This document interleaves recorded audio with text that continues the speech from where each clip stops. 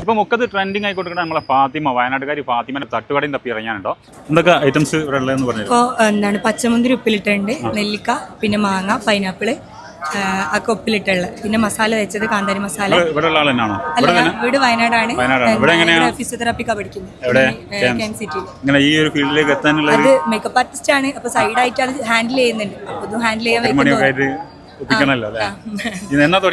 നമ്മളിപ്പോ ഇന്നലാണ് ഓപ്പണിങ്. അപ്പൊ ഇന്നലെ തന്നെ നല്ല ക്രൗഡായി. പിന്നെ അവിടെ ഇരുന്നു, ഇവിടെ എടുത്തു വെക്കുന്നതിന് മുന്നേ ഇവിടെ ക്രൗഡായി.